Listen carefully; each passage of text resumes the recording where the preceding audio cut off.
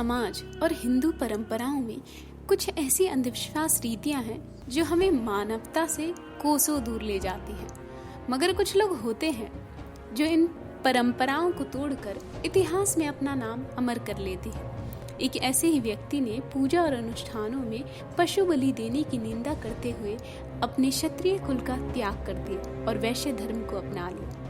न केवल पशुओं के बलि पर प्रतिबंध लगाया, बल्कि करुणा भाव रखने वाले इस व्यक्ति ने अपने काल में 1 ईंट व 1 रुपया का नियम लागू कराया, जिसके तहत नगर में आकर बसने वाले व्यक्ति की सहायता के लिए नगर का प्रत्येक व्यक्ति उसे 1 ईंट व 1 रुपया देगा, ताकि वह आसानी से घर और व्यापार का प्रबंध कर सके। आप ये सोच रहे होंगे कि ये किसकी कहानी मैं आपको सुना रही हूँ। मैं उनकी कहानी आपको सुना रही हूँ जिनसे ये पूरा अग्रवाल समाज है, जिनके नाम से इस बावली का अस्तित्व है, जिसके नाम से ये बावली अग्रसेन की बावली कहलाती है।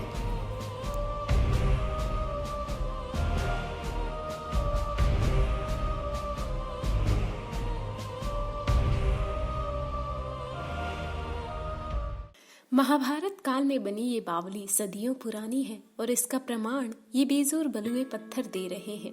हालांकि ये लोधी काल और तुगलक काल की तरफ भी इशारा करते हैं, मगर हमारे परंपराओं के अनुसार इसे राजा अग्रसेन ने द्वापर युग में बनवाया था। जल संग्रहण के लिए रेन वाटर हार्वेस्टिंग एक ऐसा प्रोसेस जहाँ पे वाटर को स्टोर किया जाता था और इसीलिए ये बावली बनवाई गई थी। कई सदियों के उतार चढ़ाव के बावजूद भी ये बावली टिकी रही है और आज भी पहले की तरह शान से खड़ी है। इसकी सुंदरता, भव्यता आज भी बिल्कुल वैसा का वैसा ही है। जब भी हम किसी खूबसूरत इमारत की बात करते हैं तो जहन में सिर्फ एक ही सवाल आता है कि बिना किसी मॉडर्न टेक्नोलॉजी के इतनी खूबसूरत इमारत लोग बना कैसे लेते थे। आज भी ये बात हमें आश्चर्य में डाल देता है। अग्रसेन की ये बावली 60 मीटर लंबी है और इसकी चौड़ाई लगभग 15 मीटर और सबसे आकर्षित करने वाली ये 105 सीढ़ियां।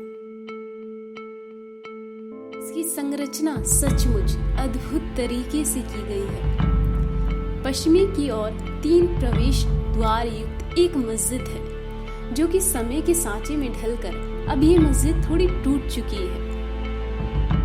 और अब ये टूटी हुई मस्जिद इस बात का इशारा करती है कि वक्त की आंधी में सबको नष्ट होना है, मगर जब तक ये है इतिहास इसे समेटा हुआ है। इतिहास और राज अलग नहीं है।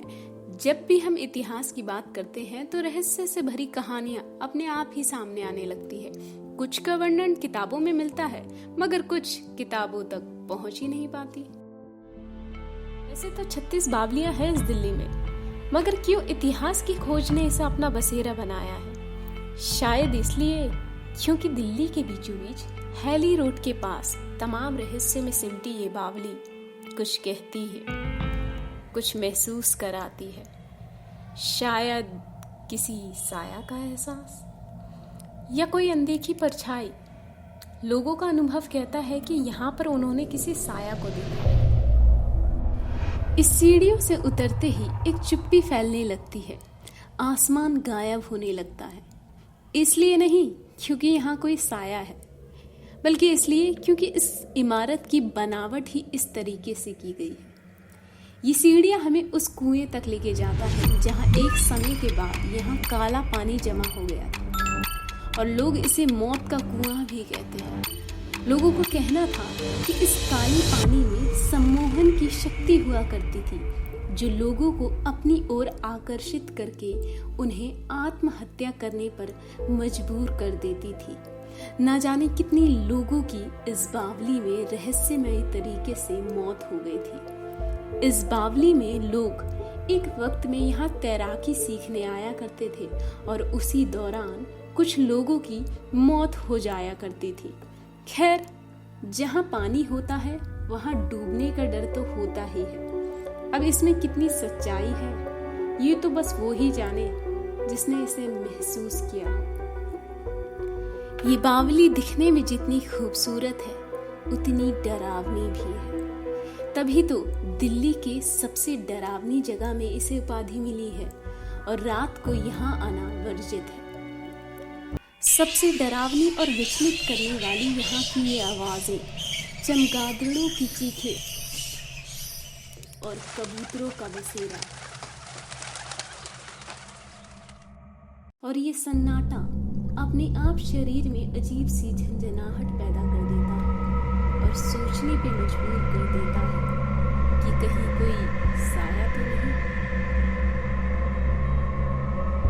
एक बार को तो ख्याल आया कि ये कहानियां बस एक कल्पना है, मगर क्यों आर्कियोलॉजिकल सर्वे ऑफ इंडिया जो यहाँ की देखभाल करता है 7 बजे के बाद आने पर यहाँ मनाही की है, और क्यों इसे भूतिया कहा गया है, और इस पर ब्लॉग्स लिखने वालों ने यहाँ डर महसूस किया है। सवाल अनेक मगर कुछ जवाब, लेकिन सच वही जिसे महसूस किया जा सके। कहानियों का अंत होता है मगर इतिहास का नहीं।